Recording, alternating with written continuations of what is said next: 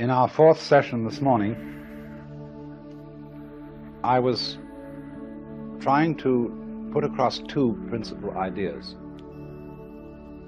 One of which is that since the idea of thusness is not a way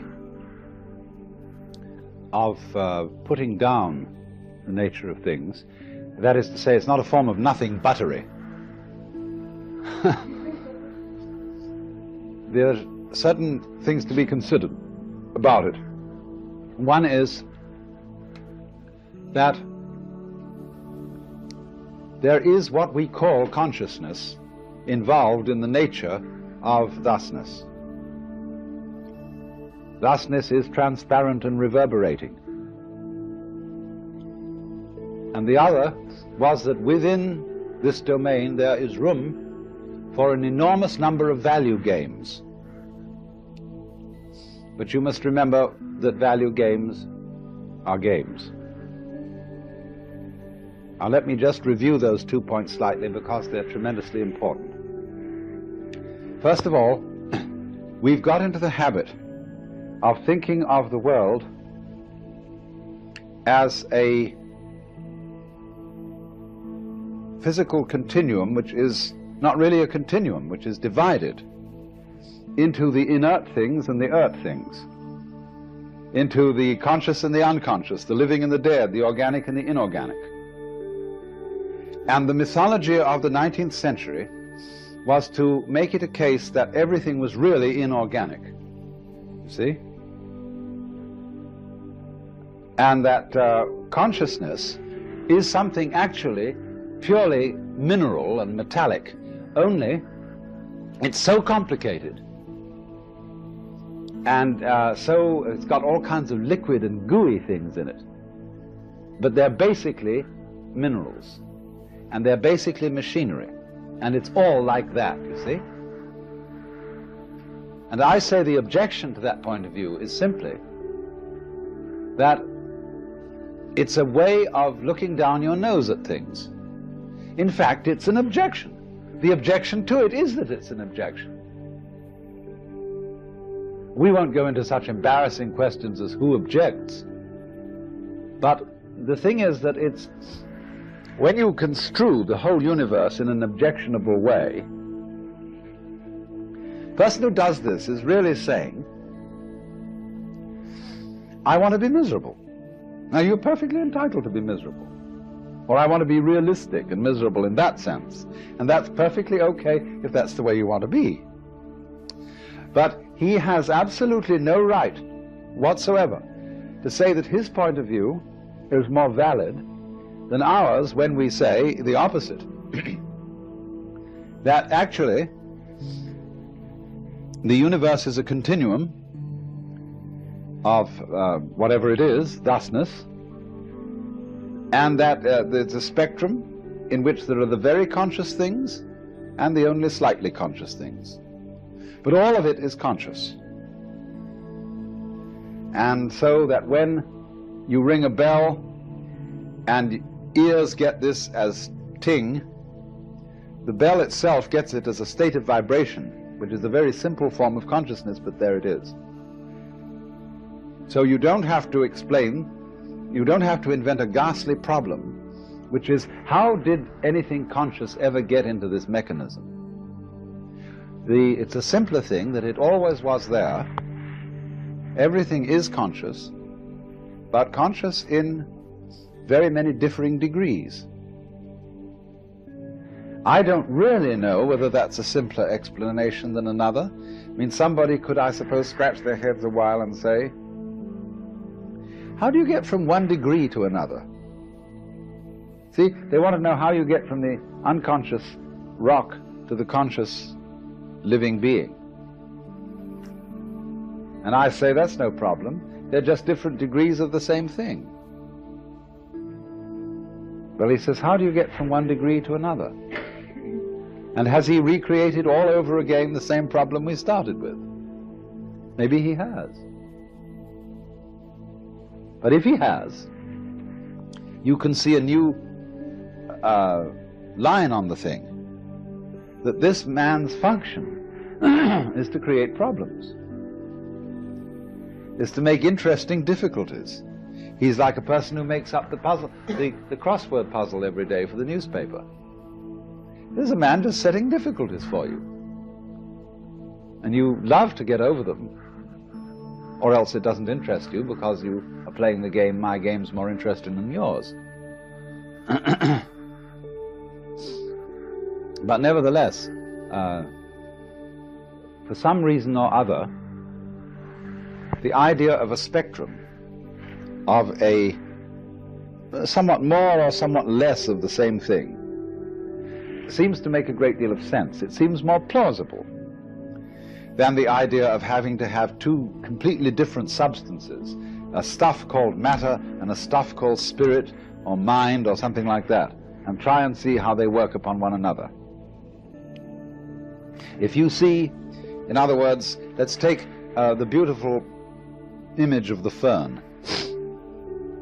First of all, a stalk, just a thing like that.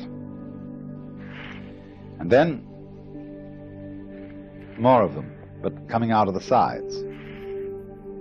And then out of the sides of those, more stalks, out of the sides of those, you see? And then out of the sides of all those little ones come little ones still, see? And you say, well, look at that, it's getting very spiky, isn't it? Full of spines. And then gradually, right on the edge of the spines, the more go until they're all going like this way, more and more and more and more, until it becomes soft and hairy, see?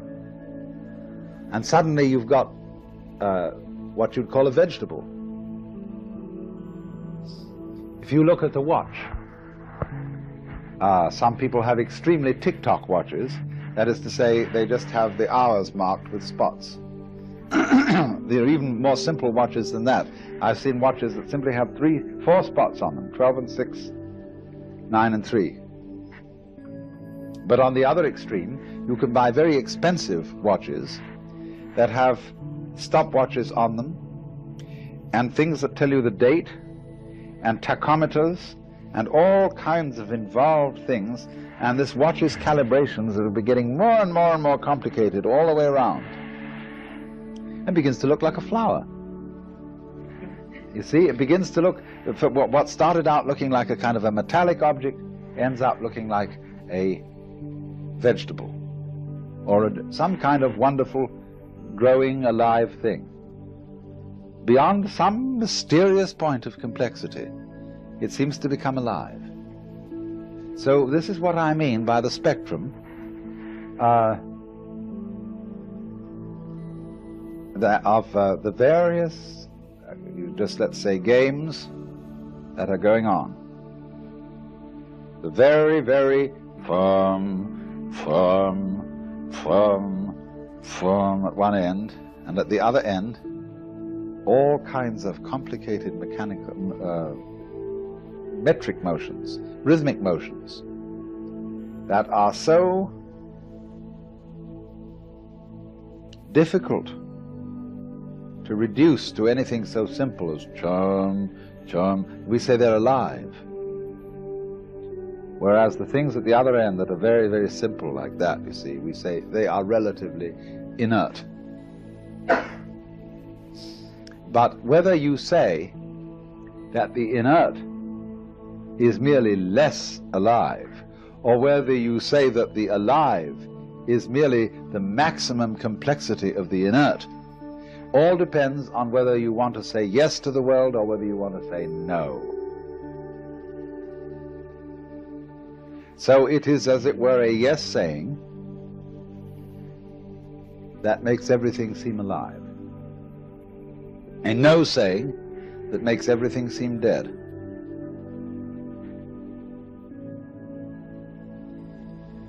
And when you say no, and you make it all seem dead, what happens? You experience a very extreme form of differentiation between yourself on the one hand and everything that you experience on the other. Because if you want to put this world down and say it's all just a bunch of junk, you can't do that without isolating yourself from it. You've got to stand aside and be a completely independent observer, because if you say, therefore I too am just a lot of junk, and therefore this statement that I'm making is just a lot of junk, then obviously you can't expect anybody to lay very much credence upon it. But on the other hand, when you say, well, good gracious, this whole thing is something, isn't it? Then you put yourself into it. You don't stand aside from it any longer.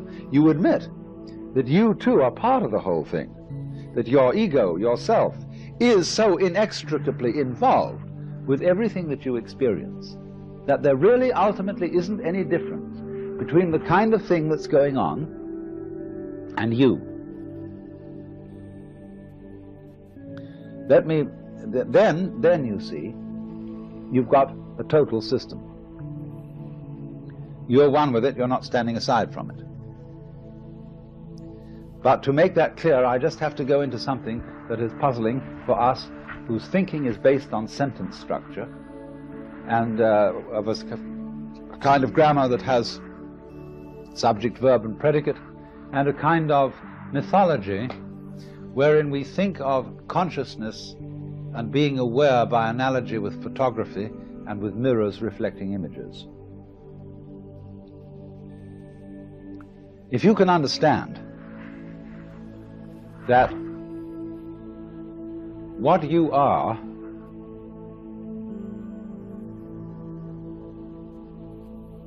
is everything that you know,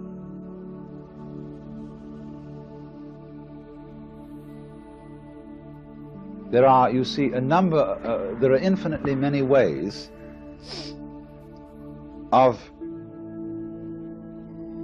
oh, language ties us up. I was going to say being conscious of what's going on.